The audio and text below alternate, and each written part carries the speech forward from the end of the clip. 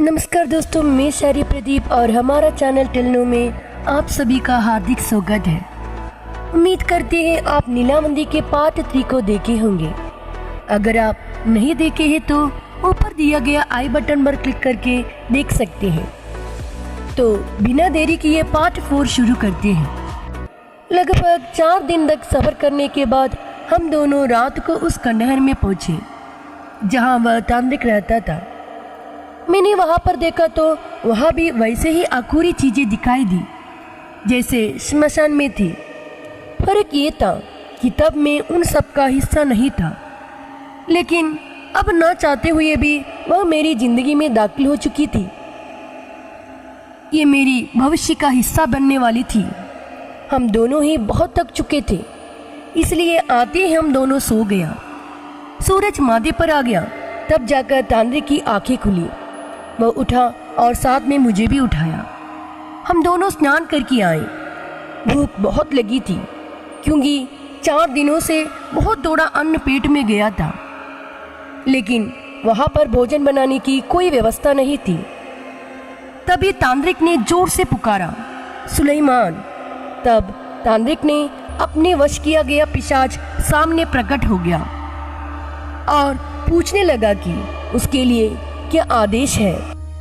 तांत्रिक ने उसे सबसे अच्छा खाना लाने के लिए कहा। पिशाच ने सिर्फ चुटकी बजाई, तुरंत स्वादिष्ट खाना सामने आ गया। ये देखकर मेरी आंखें खुली की खुली रह गई। मैं समझ गया कि क्यों तांत्रिक ने इसे वश करने के लिए इतनी मुसीबत मोल ली थी। वह कोई भी इच्छा पूर्ण कर सकता था। हम दोनों ने भरपेट खाना खाया। मैंने तांत्रिक को याद दिलाया कि उसने साथ चलने पर सब कुछ बताने का वादा किया था। तब तांत्रिक ने बताना शुरू किया। मेरा जन्म कहाँ हुआ था ये तो मुझे याद नहीं है, लेकिन एक अखूरी ने मुझे पाला था जिसका नाम चंद्रबाबू था। मैं अखूरी के साथ रहने के कारण हर कोई मुझसे डरता था।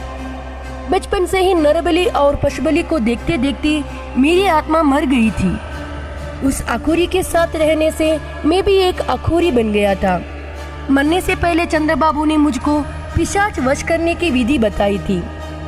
मैंने तांत्रिक शक्ति से तुम्हारा मन को वश किया, इसलिए तुम मेरी हर बात को मान लिए। अब तुम्हें मेरे लिए एक और कष्ट करना पड़ेगा।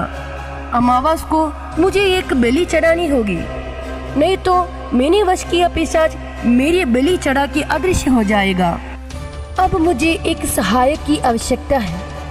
तुम्हें सिर्फ इतना करना होगा कि हर महीने की अमावस को बलि देने के लिए एक बच्चा मुझे चाहिए। वो तुम्हें लाना होगा।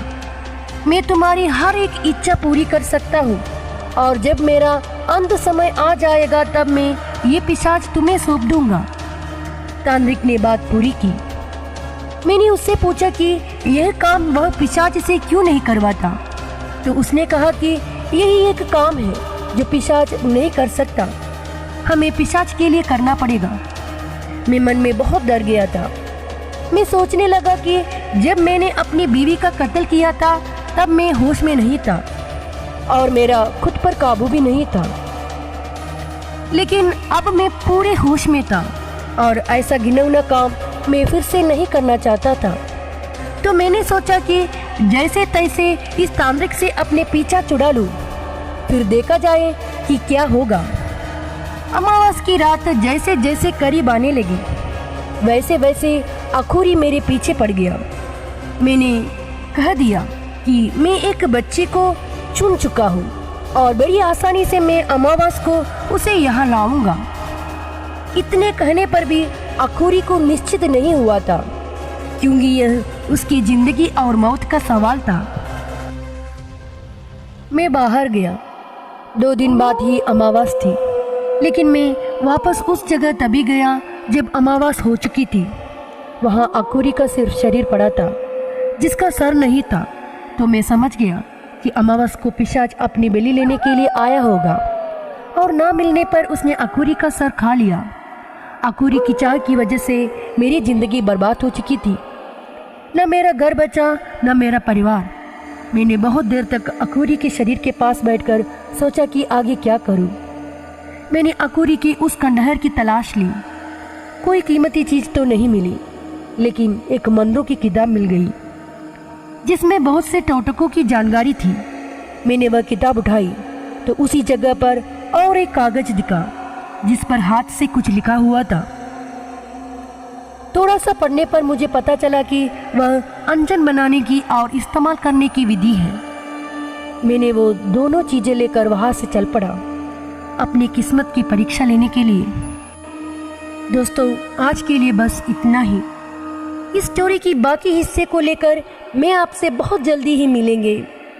अरे दोस्तों, आप अभी तक इस चैनल को सब्सक्राइब नहीं किया तो जरा सब्सक्राइब करने का विचार करो ना।